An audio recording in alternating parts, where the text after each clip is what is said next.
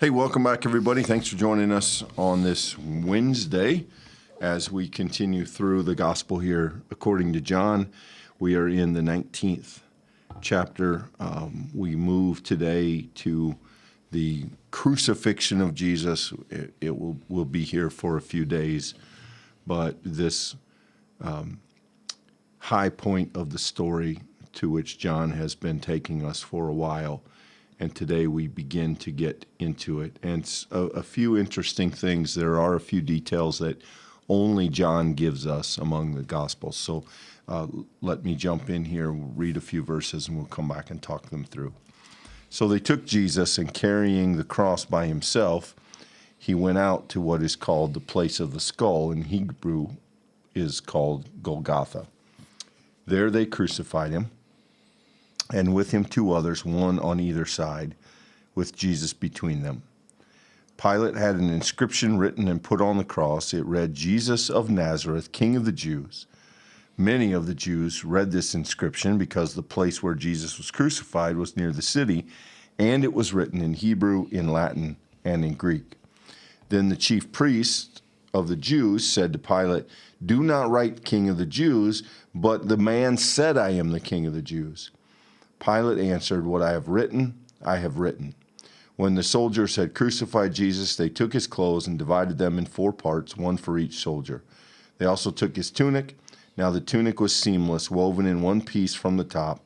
So they said to one another, "Let us not tear it, but cast it for lots to see who will get it."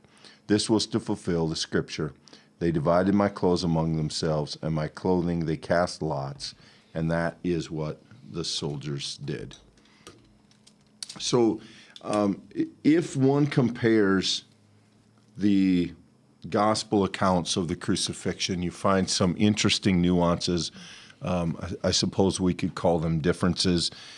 In general, the church has been comfortable with the kind of overall story, but there are some moments of departure, and we see one here right away as Jesus carries his own cross. Now, whether John thinks he is correcting another story, whether John's not aware of the story, or if you want to try and hold on to both of them, whether John thinks he's talking about only the part of the journey which Jesus did, in fact, carry his own cross, I'll leave that to you. But this is it's interesting, Michael, that John gives us that detail, that he's carrying the cross by himself, and they go out to this place called the skull. I don't know what we make of that, and I don't know that it matters. But again, I do think it fits the kind of overall tenor of John, that Jesus is strong, that he does things for himself, that he's in control. Jesus at no point in this gospel has needed help. And it's not surprising, I think, that it extends even to these final acts. No, in fact, I think maybe the interesting part of this telling of the crucifixion of Jesus is how little John goes into the details of the story. And I do think that this pushes against some of the details that we had earlier. Certainly, we had Jesus being punched. We had Jesus being physically abused. That doesn't continue in this portrayal of the crucifixion story. Here, we simply have these words, "There they crucified him." And you know, I actually think this pushes back against some of the sensationalist, emotive pictures of the cross that we have. John isn't giving the physical harrowingness of this experience more credit than it deserves. I think from John's perspective, what is in focus in this story is the man, not the thing happening to the man. Because ultimately, Jesus is the center of revelation. And so, yes, we're going to see some pictures of how those ripples move out, this conversation with Pilate and the high priests or chief priests. And you're going to have some of those details added in. But note that this isn't about the physicality of crucifixion as much as it is a moment for us to really zoom back out and to see in totality that this is what Jesus Christ has chosen, that this is the path that Jesus has set himself to be on. And yes, the idea that he carries his own cross, I think that's just simply another aspect of that reality, that at the end of the day, Jesus is carrying out his mission. And these people who think that they're in control are actually part of this divine economy. They're part of this divine mission that God has set out to accomplish. And whether they know it or not, they are contributing to that mission. They think they're in charge, but it's the one carrying the cross who ultimately is the one who is in charge. Yeah, and John gives us an interesting snapshot of that again, something that is unique. At least in its full story, unique. Here we have a sign that Pilate puts an inscription, and John has been giving us this theme all the way along. As Pilate said, "Are you a king?" And here's your king, and this is he your king? We have no king but the emperor.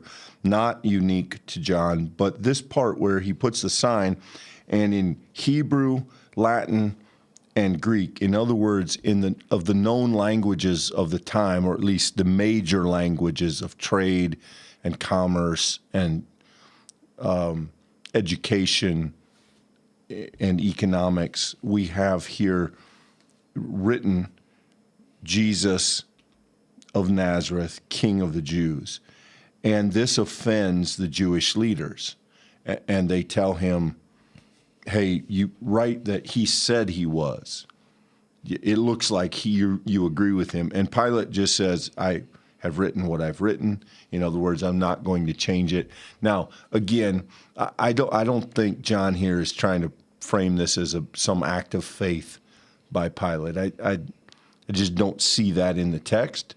But I do think what John is trying to tell us is that unwittingly, or maybe without intending to, Pilate has gotten it right, that hanging over Jesus is the exact description of who he is, and it is written in the language of all of the modern world of their time, that the religious people of the Jews, the Romans, the Greeks, they could all look upon this man and see hanging over his head the sign, Jesus of Nazareth, King of the Jews. And again, John loves irony, and the beautiful irony is this is accurate.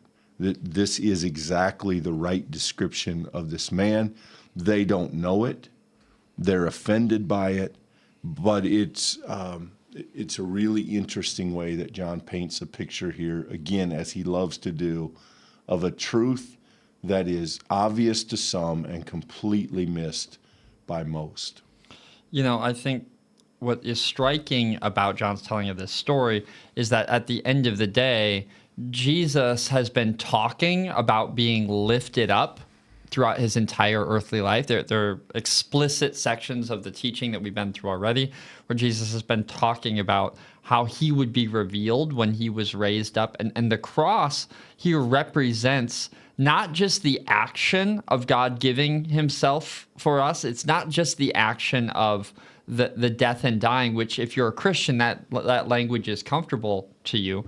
It's also the proclamation of who this man is. And that's a fascinating, powerful theological lesson being communicated to us from this story. The text itself, Jesus of Nazareth, the King of the Jews, in those modern languages is a powerful faith statement. That is the very thing that the early church was proclaiming in their own martyrdom when they lost their own lives for the sake of what they believed. It was that it boils down to that he's the king.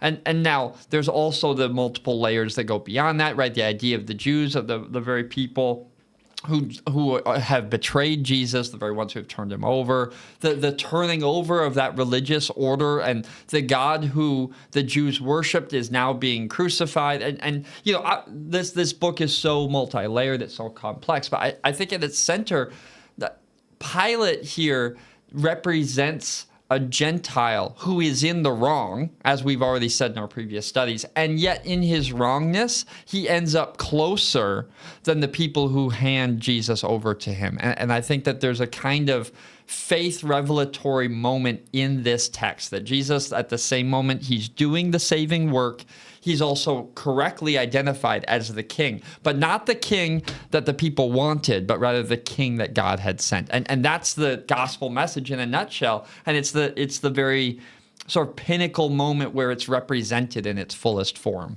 I think John would love the idea that while no one knew it or understood it, there is a sign above Jesus that proclaims the truth. In a similar way, Michael, in the Palm Sunday text in Luke, where Jesus says, they tell Jesus to tell people to quit singing the Messiah song, and he says, if they're silent, the rock would cry out. I think again, we've said it, John is as much preaching as he is storytelling. And here, the idea of this sign over a dying man and the irony and maybe even the absurdity of that, and yet the reader knows in whatever language they read that this is the truth. And I just think it's a powerful storytelling technique.